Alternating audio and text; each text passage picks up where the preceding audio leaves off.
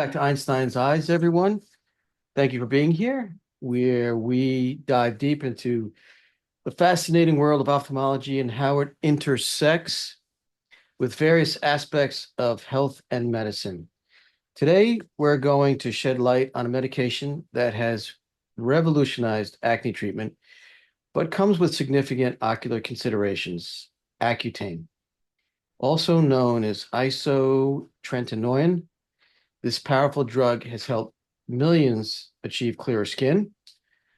But what does it mean for our eyes? So thank you for your curiosity, and we appreciate that you want to learn more about this medication. My partner, John. Hello, everyone. I'm John Ditkoff. I'm an ophthalmologist. Carl and I trained together at Albert Einstein over 30 years ago, hence Einstein's Eyes. And I specialize in cornea and anterior segment, which is the front of the eye. But I regularly see patients on Accutane, both referred by dermatologists as well as on their own. I just saw two people this week. One was referred and one came on their own. So we'll talk about it. Good. Yeah. Have you had much experience with it, Carl, or not that much? So one of my kids was on Accutane, Yeah, me and too. so I was a little concerned about it. You know, there are common ophthalmic side effects and there are less common ophthalmic side effects, but there are also non-ophthalmic side effects that are also concerning. It was an interesting one. It can cause your lips to swell. Yeah, I didn't know And that. yeah, How you feel and about so the eyes?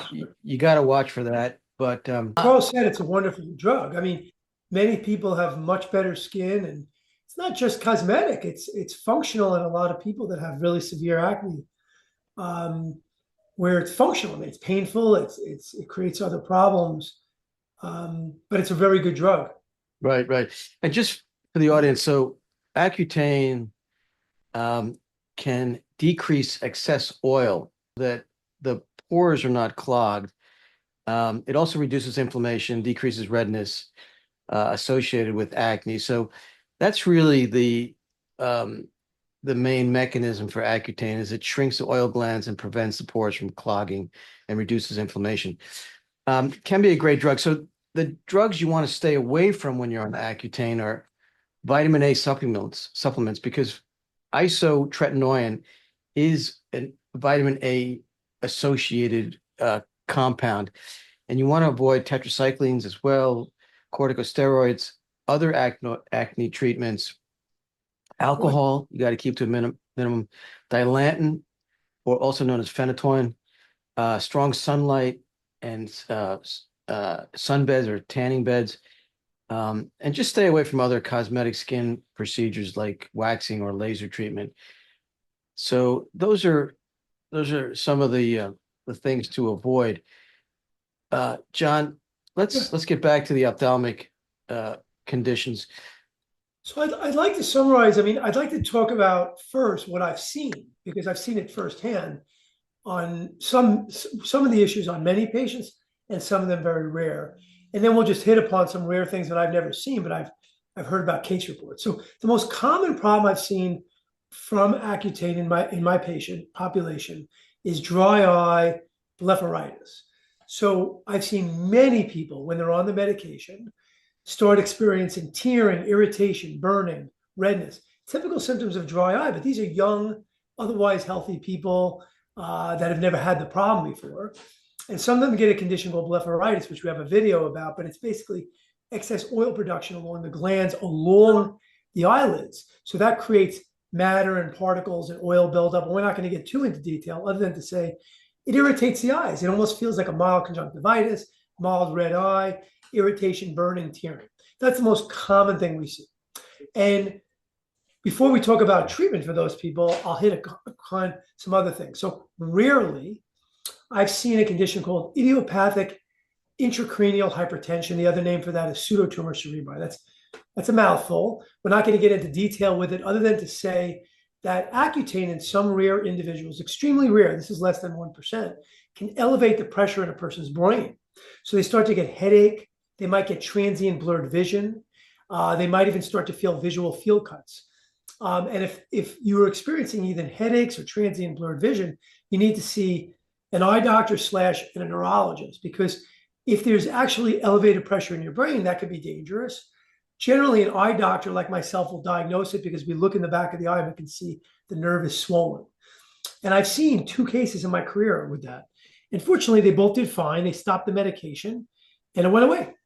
But it's still something to consider. And then the other thing I've seen is what's called acute myopia. It's really interesting. I've had a couple of patients on Accutane, and this isn't 30 years of practice seeing thousands and thousands of patients. So I don't want you to think this is a common condition, but they had induced myopia. Suddenly, they just were very blurred vision, and they came in, and I could get them to see well with a pair of glasses, but they never wore glasses before. And that was very sudden. In both of those cases, they stopped the Accutane and it went away very quickly. So again, it wasn't anything serious. I've had a handful of patients notice color vision seemed to washed out. I've had a handful of patients feel like their night vision was off. And again, in all of those patients, it went away. But I would emphasize for this video, there are rare patients in the literature, and I have one that was my patient, that had dry eye that didn't go away even after stopping the medication. There are rare patients that had decreased night vision or decreased color vision that feel that it never came back to its baseline. So potentially when you're taking this medication, you have to take it pretty seriously. You have to understand the benefit. You have to understand there's risks, some of them even permanent. And then the rare things that I've never seen that have been reported, there was one young patient that had a stroke in their eye, otherwise healthy, no other reason. So they're at least thinking there's an association, but I would not put that in a video as a cause and effect. We just don't know. So I'm just mentioning it. But I think cause and effect are the ones I talked about already. For most of the people, if they lower their dose, a lot of people with dry eye, redness, irritation feel better. Some of them don't need to lower their dose. We just treat the symptoms. And then in a small percentage of people, they're really bothered enough that they're weighing the risk of having potentially a permanent problem in their eyes or the irritation against the benefit of the Accutane, and they've made the decision to stop it. Right. So that's my summary of Accutane. So I think it's very important in those settings. I'm talking to the dermatologist, they're talking to me. In the rare case where it was a neurological issue, I sent them to a neurologist and we all made the decision together. Yeah. So I would also mention that if you wear contact lenses, you can get greater discomfort with contacts because of the dry eye. Correct. And as John mentioned, the conjunctivitis is just inflammation of the conjunctiva, which is the white part around the eye. And that can arise and be part of Accutane use. And a lot of people think conjunctivitis is infected, like pink eye, but conjunctivitis, like Carl just said, it could be inflammation. So you can get conjunctivitis from dry eye, you can get inflammation from inflammation of your lids. And those are the things that happen with patients on Accutane. Interesting note, Accutane at one point was produced by a company called Hoffman LaRoche. Hoffman LaRoche used to be 7 minutes from my office. That's where they were located. Right, New Jersey, cool. Yeah. A very successful drug. Yeah, interesting. So I do want to comment on one thing before we wrap this up. The pseudotumor cerebri is part of neuro-ophthalmology's purview, or what neuro-ophthalmologists routinely see, and that's elevated intracranial pressure. It can happen from Accutane, which John is correct, and that you need a lumbar puncture to diagnose that. The optic nerves are swollen.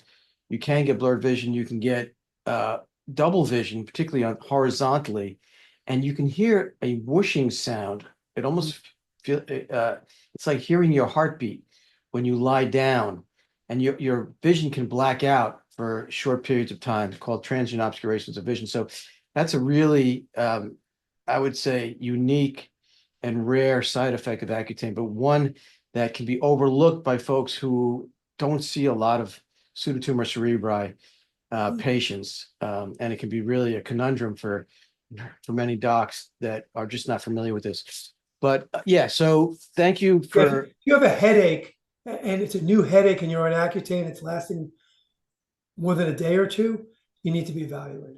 Right. So pseudotumor cerebri is associated with headache, and as we mentioned, the whooshing sound, the double vision, the blackouts. So remember, your eyes are precious. Stay informed.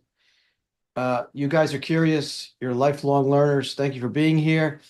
And we will continue to put out videos such as these to educate our audience. Please like and subscribe, and we'll see you on the next one.